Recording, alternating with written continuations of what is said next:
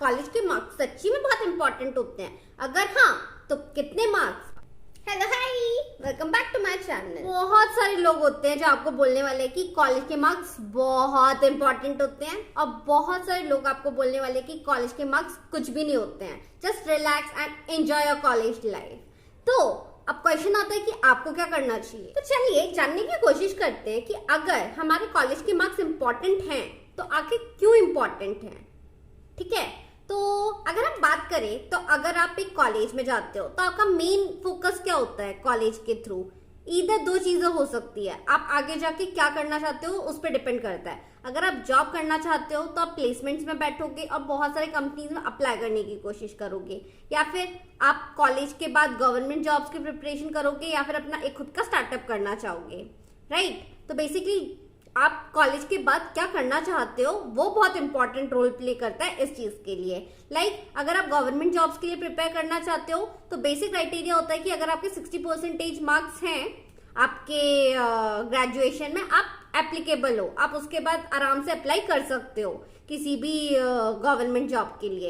ऐसे ही हम लोगों की कंपनीज के भी बहुत सारे क्राइटेरियाज होते हैं। ठीक है, तो सबसे पहला चीज यही है जो हमें ध्यान में रखना है कि बहुत सारी कंपनियां जो बहुत अच्छी अच्छी होती हैं वो बहुत एक लिमिट का क्राइटेरिया रख देती है कि हमको यही वाले बच्चे चाहिए जो इस वाले क्राइटेरिया को फुलफिल करते हैं, और जो भी उससे कम स्कोर करते हैं उनको वो लोग कंसिडर ही नहीं करते हैं। तो अगर मैं आपको अपना एग्जांपल दूं तो मेरे कॉलेज में विप्रो, जेपी मॉर्गन और टीसीएस ऐसी कंपनीज आई थी जिन्होंने एक क्राइटेरिया रख दिया था।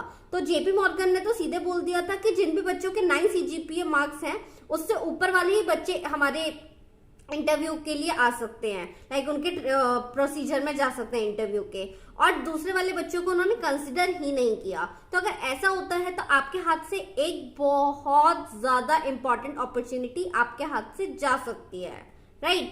तो आप पता करके रखिए अपने सीनियर्स के थ्रू कि कौन सा हाईएस्ट जीपीए गया अभी तक, कि आप भी उस लेवल का मेंटेन कर सकते हैं, राइट। क्योंकि इस हिसाब से आप बहुत सारे अपॉर्चुनिटीज को अदरवाइज लूज कर देंगे। तो बिकॉज मैं बहुत सारे बच्चों को जानती थी जो बहुत अच्छे थे, ठीक है, उनका सिलेक्शन आराम से हो सकता था इन कंपनीज के अंदर, but just because they were not able to fulfil this criteria, they were not eligible for it. तो इसलिए हम लोगों को एक दिक्कत यही आती है, अगर कॉलेज में मार्क्स अच्छे नहीं होते हैं तो बहुत सारी कंपनीज में नहीं बैठ पाएंगे। दूसरे में क्या होता है, हम लोग जब कैट का एग्जाम लिखते हैं एमबीए करने के लिए तो फिर हम लोगों का एक क्राइटेरिया होता है कि नियरली 20% मार्क्स आपके ग्रेजुएशन डिग्री के मांगता है।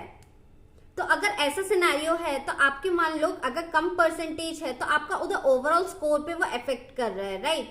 तो इसीलिए ये जो आप आगे का अपना प्लानिंग कर रहे हैं एमबीए करने का या कुछ भी, तो उसपे भी आपका एक इम्पैक्ट डाल सकता है। और अगर आप एक ऐसे पर्सन है जो एक्सपीरियंस्ड है और आप फ्रेशर नहीं है तो आपका एक्सपीरियंस ही आपके लिए बोलेगा, आपकी शायद कोई कॉलेज की डिग्री भी नहीं पूछेगा।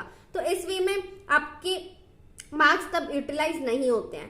तो एक और चीज भी होती क्या है ना कि हम लोगों को बहुत बार क्राइटेरिया नहीं भी बताए जाते हैं, लेकिन इंटरनली वो डिसाइड हो जाते हैं। अगर आप ऑफ कैंपस जाएंगे तो आप लोगों को बताया भी नहीं जाएगा कि हम लोग ऐसे टाइप के कैंडिडेट्स को लुक फॉरवर्ड कर रहे हैं, और आप अपना रेज्यूमे भी उधर डाल सकते हो और आपका रेज्यूमे ही शॉर्टलिस्ट नहीं किया जाएगा। तो अगर ऐसा सिनेरियो है तो हम इन सब चीजों में क्यों फंसे, और जब हम लोगों का पास अभी टाइम है कि हम अच्छे मार्क्स ला सकते हैं तो why not to try that, right. तो if we consider all this तो हमें लगता है कि मार्क्स इन सब सिनेरियोज में बहुत ज्यादा मैटर करते हैं अगर आप फ्रेशर है तो, because it adds on to your educational qualification.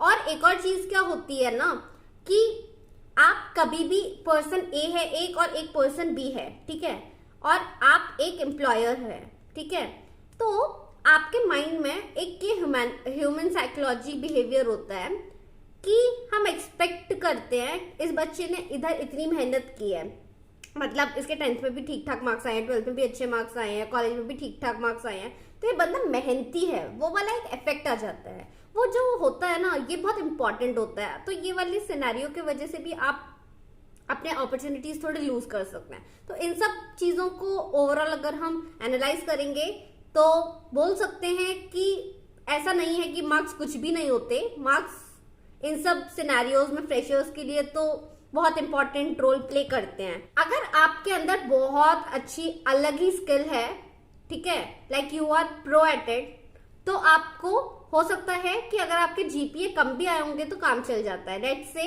अगर आप कोडिंग में बहुत अच्छे हो लेकिन आपके मार्क्स थोड़े कम आए हैं, लेकिन you have proved it, that's it, the job is all yours. तो एक चीज ये है कि आपको स्किल्स पे बहुत ज्यादा मेहनत करनी चाहिए, प्लस आपको अपने मार्क्स पे भी ध्यान देना चाहिए, ठीक है।